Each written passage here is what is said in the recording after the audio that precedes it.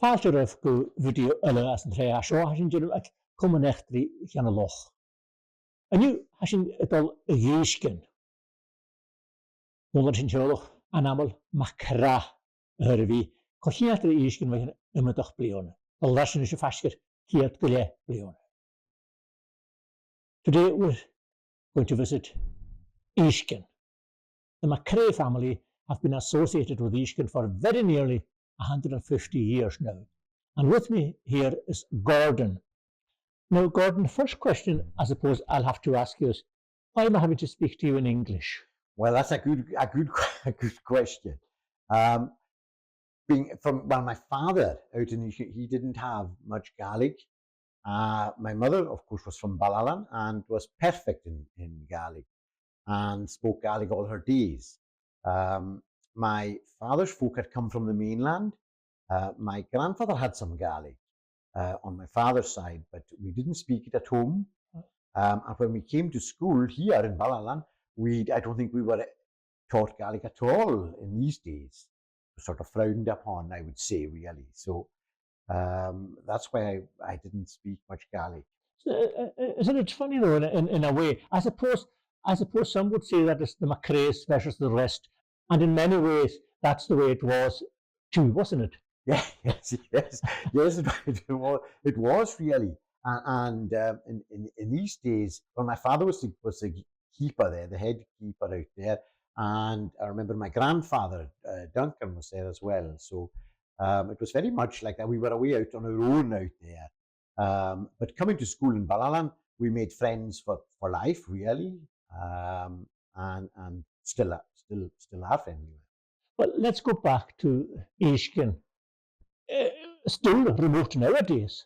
But at that time, did it feel even more remote? It was remote. It's almost 7.75 miles in from the main road, and it was a dust track then, really.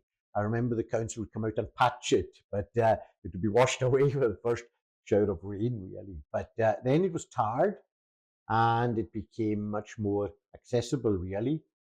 We didn't feel remote because there were 5 of us in the family, and my mother and father, my grandfather was there, and different people. There were always people in and out of the lodge. And of course, there were many gillies and things from here and from South Loch. So we had a good bit of banter with them as well. So your father was the gamekeeper? Yes. Your grandfather was the gamekeeper? And my great-grandfather before that. Yep. And my father was actually born in Kenmore, which is out the side of Loch Seaforth. And he came in then with my grandfather to Seaforth Head, and then finally down to Ishkin.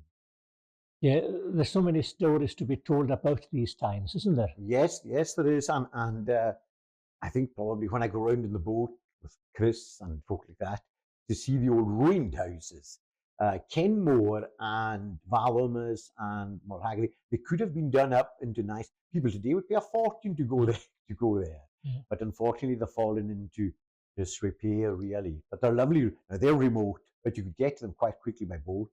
Which is what people did, because there were no roads. There were no roads, and people did that. And my grandfather used to walk from Kenmore on a Monday over to Eishkin, to the lodge. He would meet the guests coming out, and he would stay there for the week, and then he would walk home to Kenmore on a Saturday. Did they used to talk about it? Yes, my grandfather used to talk about it.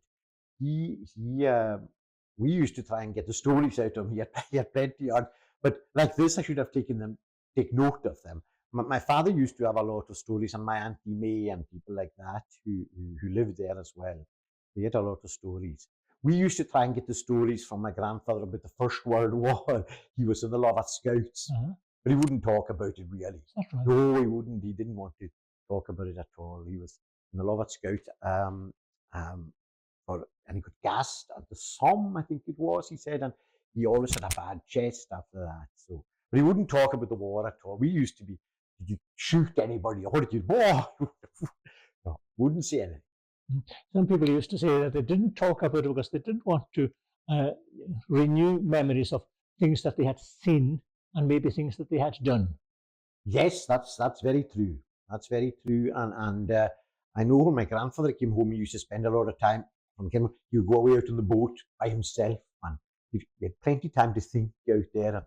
But he would be round at Valamis or wherever he was. So clear the head. And people like him would also have been very good shots, and that ability would probably have been used. It would have been used, yes. And his telescope that he had, one of the old Ross telescopes for spotting, he was a spotter, really, like a snipery type of guy. And that telescope is still in the family. He was good at spotting. He would spot the deer and things like that. So, yeah. Yeah. So, but the thing is, in a sense, well, the Macrae dynasty lives on there. But let's remember growing up there. What was it like? Yeah, it was really good. We were never really allowed into the lodge. We had Jessie Thornycroft was in the lodge. Miss Jessie, we used to call her. But we would never really be allowed into the lodge. But on certain days, she would call us in and give us cake and tea and things like that. And I still remember the cake she used to give us. It was like one of these, we used to call it the crumbly cake. She used to make it herself. Really, we used to go in there. But we wouldn't say we were going in for cake, but she would take us in. So they were really, we never really went into the lodge much. Over the years, there have been various owners of the estate and of the lodge. Now, who was Jessie Thornycroft? Jessie Thornycroft was a good question. Who was she? She was English, and she was brought. I don't know if she was one of the Thornycroft, the famous Thornycrofts, with the engines and things. I don't know if she was one of them, but she certainly had money, and she was there. She was one. Must have been maybe something to do with the Platts. It was the Platts who owned it before that, but she then left it to her nephew, Captain Archdale, who then sold it on. He sold it on. He did it up and spent a lot of money on the lodge and houses, and he sold it on to Mr. Dewberry. And then it was a Swissman then, Rolf Rothmeyer, and now it's Mr. Oppenheim. He's had it since 1988. Mm-hmm. It goes against the grain really for islanders, to be talking about these people. But nevertheless, they are a very important part of the history of this place, whatever your views on land ownership is. Yeah, well, that's right. And Eishkin, in a way, is out on its own. It doesn't have crofters on it. It used to have thousands of sheep, and you would go out to a fank. There'd be 40 or 50 crofters from here or South Lochs at one fank. Now there's only 4 or 5 people from South Lochs, really, and Ian McKeever from Laxey, who have sheep on it. But when we grew up, there were thousands. The estate had 1,000 sheep. And Tosh from Ballaran here, the Mackenzies, they had over 1,000. The Marrick people had several thousand on it as well. And the crofters had tens of thousands. But there's hardly any now. There's only a few, I would say only a few hundred sheep on it. So, but there's no croft land on it. It's not park crofters. Park used to be part of it, but now that's park crofters.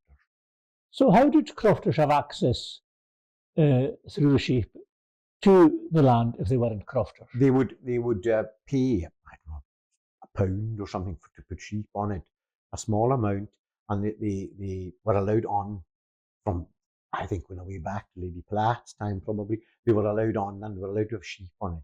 And as long as they phoned up and said, well, this week in July we'll be gathering, so please don't shoot us. There'll be nobody out. So, and they still do that today. They'll phone Chris and say, well, we're going out gathering on Thursday, Friday this week. Is that okay? So, yeah, how to go. The thing also is that the sheep were of a benefit to the estate also in that they kept the place grazed. Oh, they kept the place grazed. And today this is what I can't understand, because say there was about, I don't know, 8,000 or 9,000 sheep there grazed. When you would go and stalk a stag, you had to stalk the sheep first because the sheep would clear the hill on you. So that was a skill in itself, stalk round the sheep, and they were always wild. They would be whistling at you and things like that, these wild sheep. And then you could, but today, the ground is different today because there's no sheep on it, and it's just deer. And this is what I can't understand about the worry about overgrazing and peat and things like that. Nothing else there. but the start you had, and that's why the deer are coming into villages now, because there used to be a wall of sheep keeping them out. There's also the situation with the heather itself, that nowadays, if there is a moor burn, it's like a forest of wood burning rather than heather, Yes. and it's very, very difficult to control. Very difficult to control because it's so thick, and it takes the top. It's the top that's burning. You used to be you burn right down, and it would keep it clear for a good while, to the benefit of all the animals and everything that went on. But today, I think you need certificates and everything to manure burn at all. Today, it's very, very difficult. Did you used to do that yourself? Oh yes, we used to do it. We used to go out and we used to go away to the far side of the estate and do that. Even some of the gatherers would do it. My father would say to them, the old saying was, just on your way back, drop a match. Sure. Drop a match and make sure that you burn that part of the hill. Okay. Yeah. It was good for the deer and it was good for the sheep, and importantly, great for the land. But today it's reversed.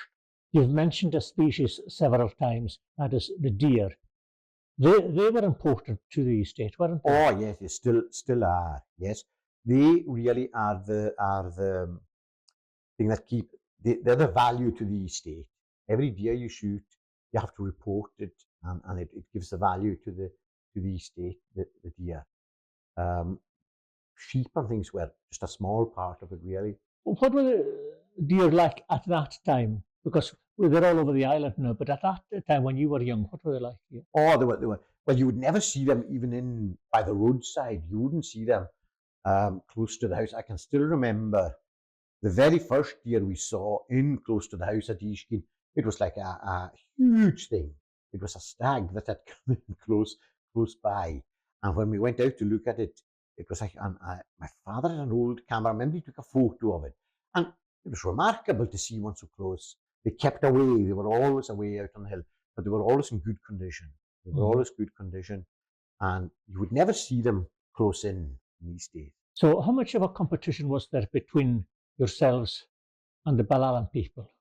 Oh, the Ballaran people, they came into the poaching late.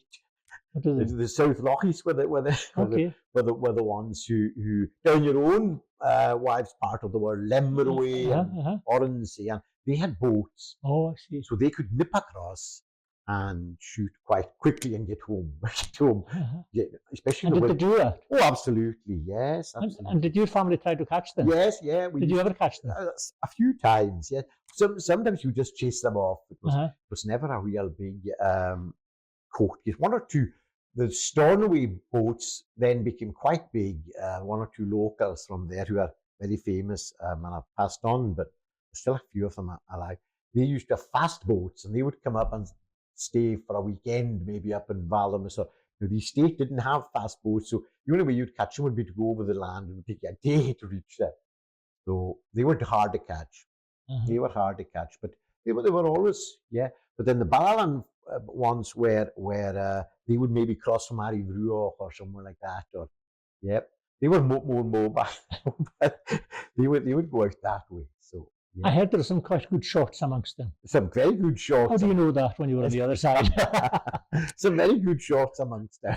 Yes. I remember. I don't know if you remember. Modani Master. Oh yes. Wrote a song about the fake over in QP. He was chased by my father, and my father had a dog with him, and it was a pure chance. I was out on the boat. It was my brother and myself were there, and late on, and we saw them crossing, and we went out, and I was left. We were left. My brother and myself. We were left to hold the boat, freezing cold, and my father went away up the hill after, and we saw the Oronsy boat going away back, and there was one man missing. Mordani wasn't. Mordani Mast was. Well, we didn't know who it was, but my father caught, but he hadn't shot anything. But he was left out all night because the Oronsy folk didn't want to come back for him. So so he was out all night, and he walked all the way around Loch Shell and home. So he wrote a song about it. So. Well, we'll have to find that song and maybe even play it. Mordani was a character, but there were a lot of characters at that time. A lot of characters, yes. When we used to get the locals to come and gather sheep out on park. It was a huge, like, I would go down with my father in the morning to South Loch to collect maybe 10 folk from Kershadar, Habos, Gerivard. Another 6 or 7 would come up by boat from innse and Lemmerway, and then be a few from Ballalan who would make their own way out. So we used to have a huge crack. So I'm amused at that, because one day you'd be chasing them because they were after the deer, and the next day you'd be collecting them to come and give you a hand with the sheep. That's right. Yes. And I remember one very well known local from Gerivard, because he was sadly passed away, but he came out to Eishkin one day and he had the wellies on him, out to gather the sheep. And of course his wellies were full of scales. He had salmon from the night before. So my father turned to him and said, "Any luck last night?" And he went, "No, but I got a couple this morning." His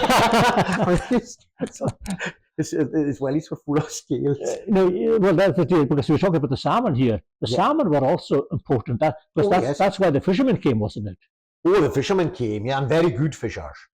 Very, very, very good. All fly fishing, and it was they were brilliant fishers. They were really top notch on the fly. They were very good, and they caught a lot of salmon. Of course, they kept the fish then. All the fish were taken into the lodge and kept. Today, it's all catch and release. You've got to let them go. Yeah. Well, what is the particular skill of the fly fisherman? Oh, well, it's all about putting the fly on the water. Presentation, my old uncle Deagh used to say, is the main thing. The person on the oars, the gilly, whoever will be there, he taught us really. My uncle, he was a good fly fisher. He weren't allowed to splash the oars or anything like that. And it's a presentation, putting the fly on the water. He used to fish with 3 flies on his cast. All about the presentation. Good flies, the old butcher fly and the different ones for out there. There was different flies, black pennels and things like that. And they all had their favourite fly and size of fly as well.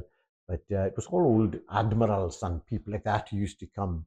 They were brilliant fishers. They were really good.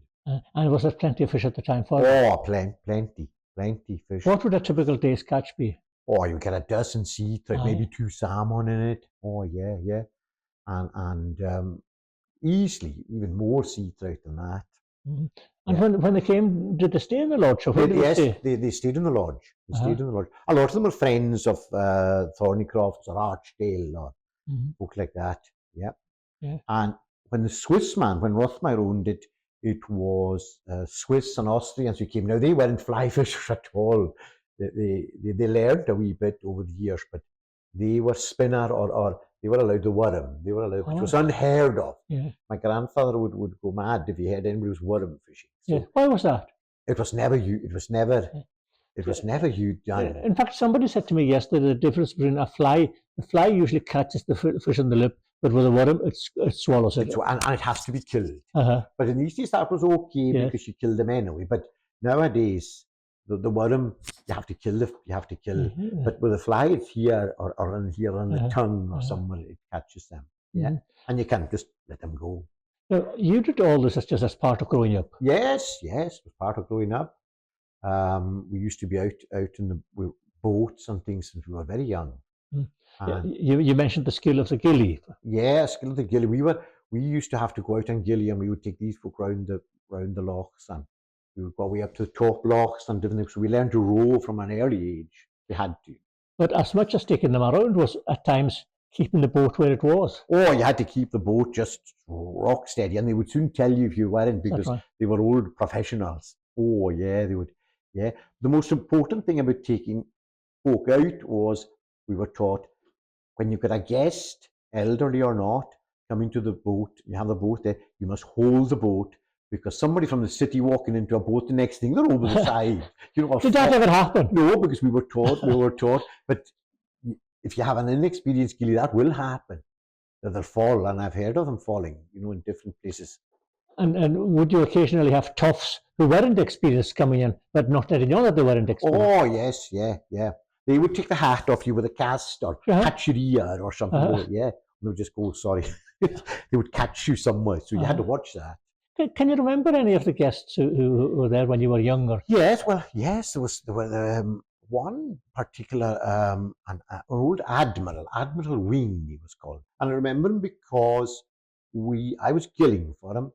We hooked a salmon on Loch Eishkin, and I rowed for 5.5 hours at playing that fish, and he snapped the cast after 5.5 hours, and I thought Admiral Wing would be really down in the mouth, and he says, "Thank goodness for that, I can go ashore and relieve myself." Yes. I said, "Oh, fine." And he said, "No, this was about 5 o'clock, it was 12 o'clock we hooked it." He said, "I think we better have our lunch." 5:30.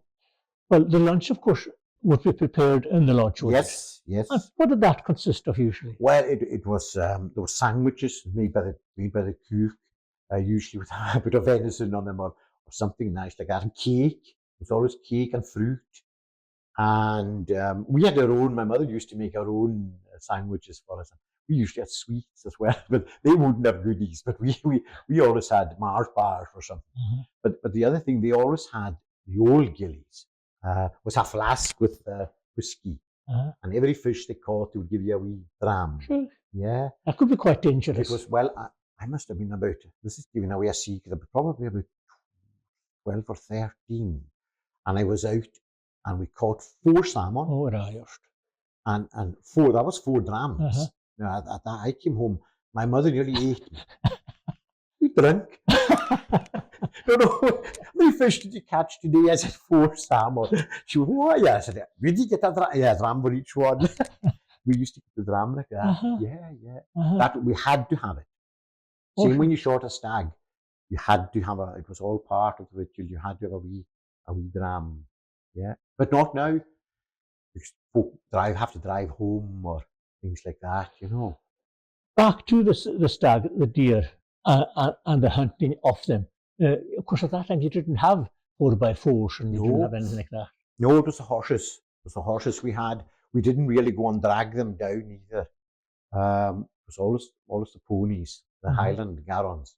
And we had some cracking gillies. We had gillies from here. Can you remember any? Yeah, Shawnee Ban was my own uncle. He was one from here. The bear used to come out from Laxey. Just up the road to old Rob Monty, he used to come just above his house. Hector Macaulay, Coy and Heck. Yeah, Heck. He used to come.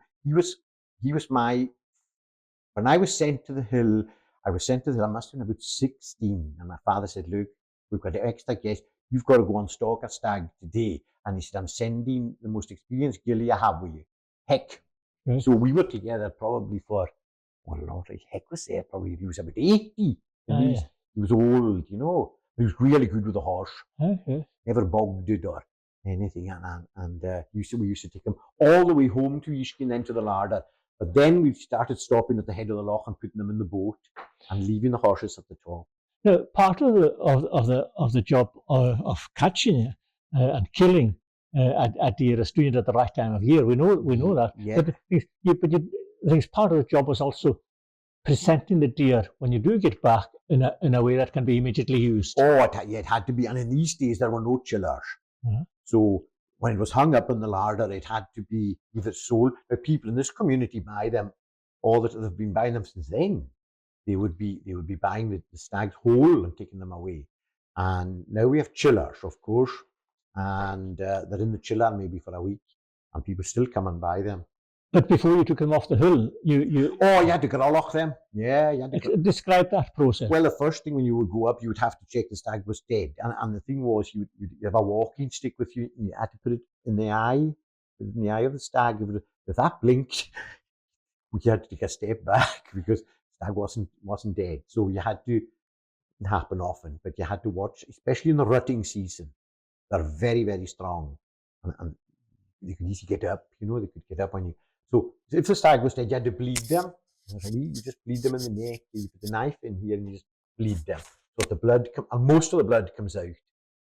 And then you còrlach them. But you mustn't burst the bag. If you burst the bag, the meat is, that's why you need a good shot. You can't shoot them in the stomach area. If the stomach bursts, the meat goes off quickly. So you had to còrlach them, take all that out. What did you do with it? you left it. The pockabui, which was the stomach, you would turn it inside out, wash it and take it home. And folk from round here would queue up to come for it. You would put the heart in, you put the liver into the bag, and you would put the kidneys or whatever you had, you would put that in. And the fat, they wanted the fat as well. And people used to come for that. But now, nobody really takes you just leave the pockabui for the eagles. You have to split it open, and you leave it, but you still take the odd liver home. You still take an odd liver home. Still people come for the liver. So, but after Chernobyl, it affected a lot of the incident.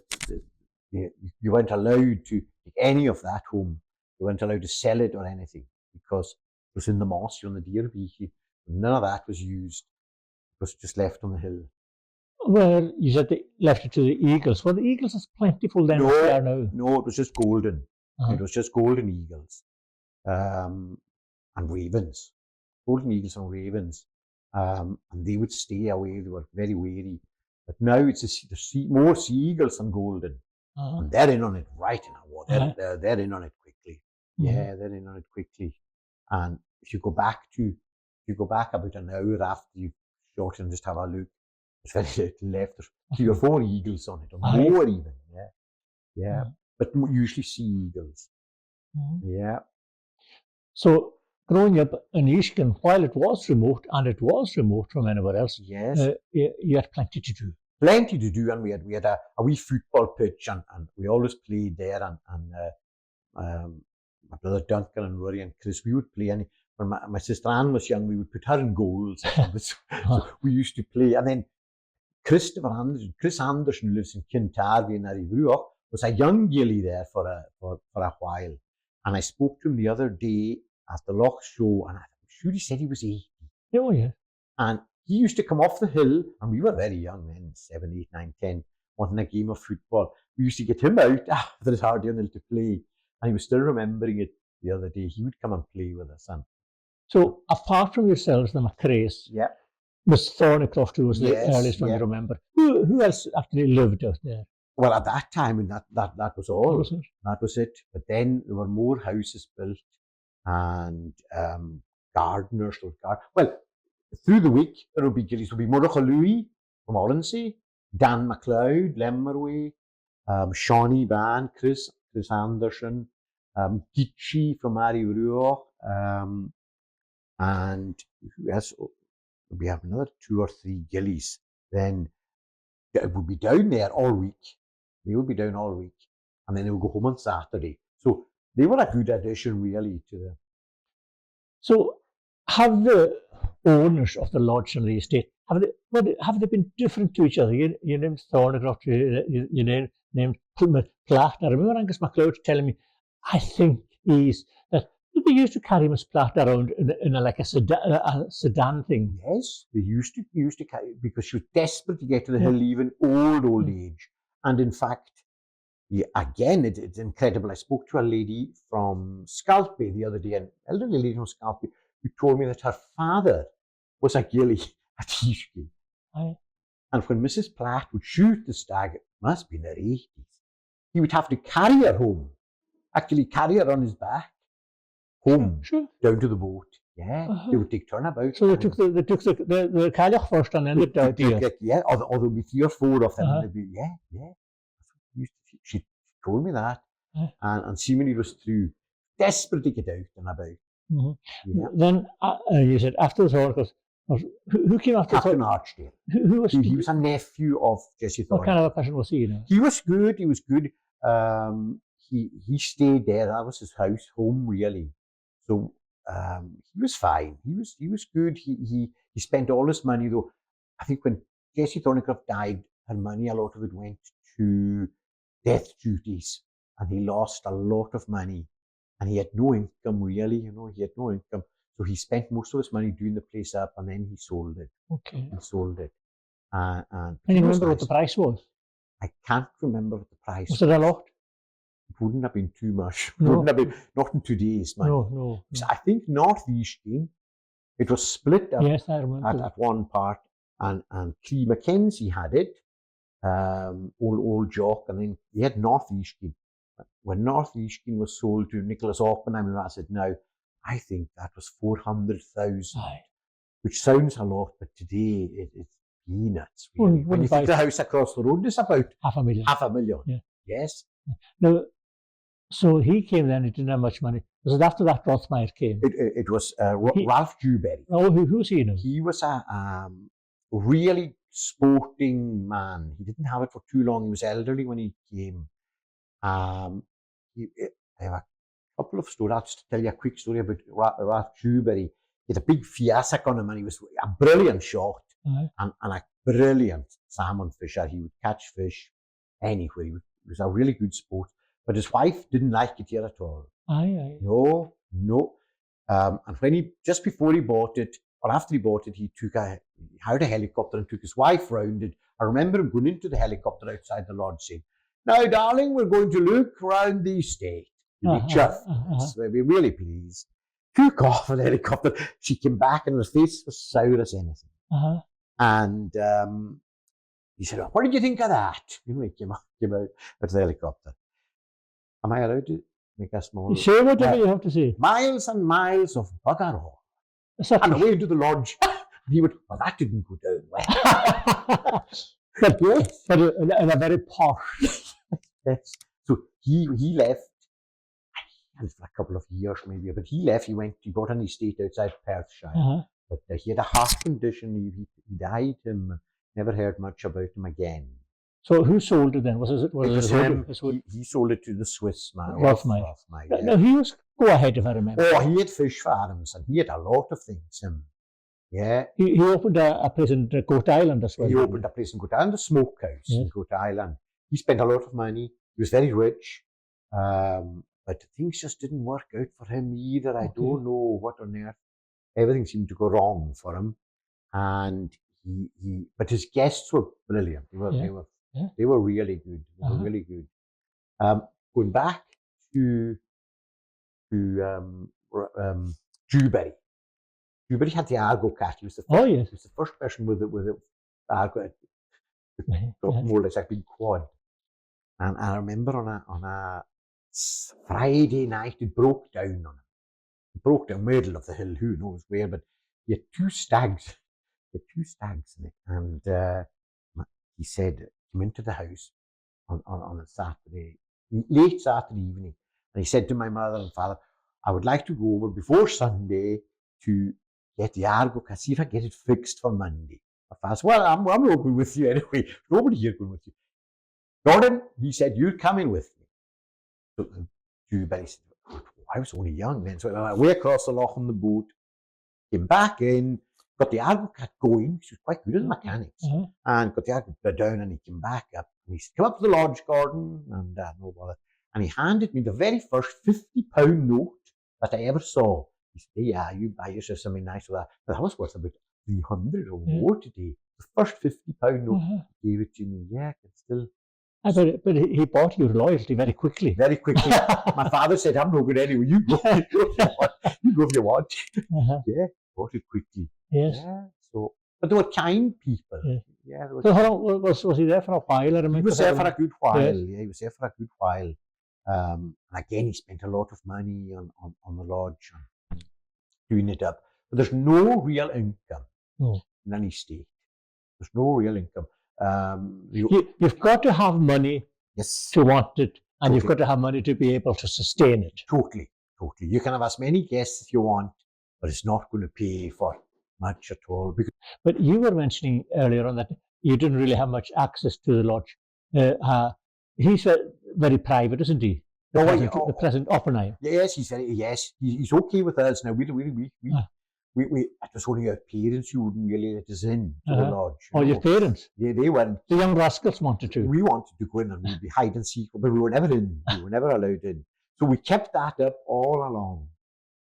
Kept that up really. You would go in after fishing into the gun room to see the fish and whatever and have a wee yarn with the guests. But now folk are in and out. My brother Chris is in and out all the time. He has to because the office is in there and everything. But what is in there? There's offices. There's an office and that for Chris uses it for another, and he's got computer rooms and that himself, the boss, and he's just got another mast put up for to get good access to his computers and things like that, because there was no real access. It was quite you wouldn't get you go down with your phone, you wouldn't get a signal. But now it's a great signal. Yeah. And yet, after all that, it strikes one as strange that this one is still in private hands, whereas so many others have gone into public hands. Public hands. And like I said, a way back, I think it's because there's no croft land. Oh. Crofters can't buy it. Okay. They have park, but they have no, and in fact, I think they own park. Yes. The crofts are there. I mean, Ballalan is Soval estate, Laxey is Soval, Arivruach is Soval, and Aline is North Harris or something, or Aline sits by itself. So there's no crofts bordering it. You couldn't. I think that's probably why. I don't know what people would do with it, Mm-hmm. But there's planning permission for turbines on it now, so I think maybe if they go ahead, but again, they're away far out. Cost a fortune with roads and so it's changed. It's changed in many ways then since you were young. Yeah. But in other ways, it's the same. Yeah, you still have to saddle up the horses and take them away to the hill, and But what's changed now is they've got a big fast boat that can go around the coast. You can shoot round there and drag the deer off all the way to Loch Seaforth. The one thing that I forgot, and I remember actually getting access to the lodge somewhere in my other job. Yes. I remember it's got a lovely garden. A beautiful garden.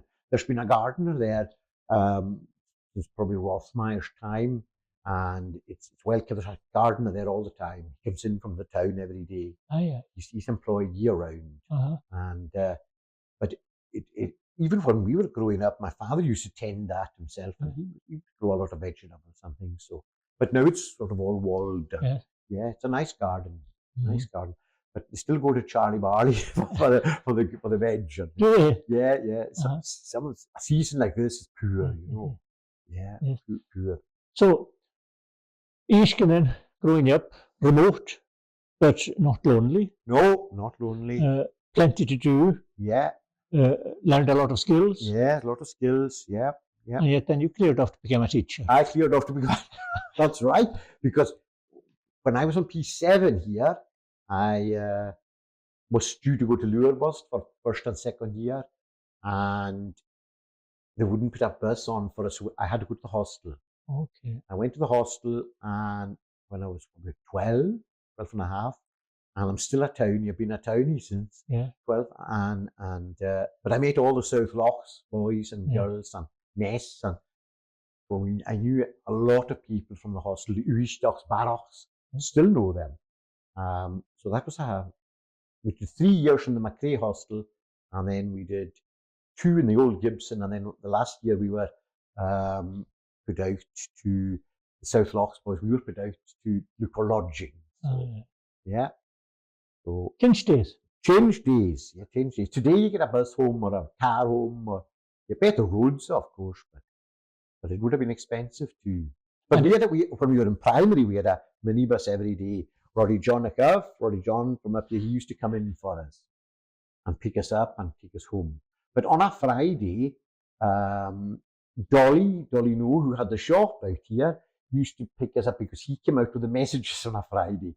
So my brothers and myself and my sister, my sister, we'd be in the van going out with all the groceries. And I can remember on the Eishkin road on the way in, there would be a house, there would be Dole Haramoit's house down below, and Nan Dempster that house is burnt down now. But unbelievably, she used to buy all the chocolates. We could see all the chocolates there coming out to Eishkin, and we were thinking, oh, I'm just going to buy these. She would buy most of them. She would probably 20 or 30 of the chocolates. Aye. And she had an addiction to chocolates. She would love them. Yeah. And then there was old Finlay. Angus Robert McInnes, his parents were down below the road as well. So there was a few houses in. Now there's just one house down Dole Haramwitz. The granddaughter now, who lives there down below the road. So. Well, Gordon, thank you very much indeed for taking us down the memory lane concerning Eishkin. Thank you very much indeed. No bother at all. Thank you, Kenny. Thank you.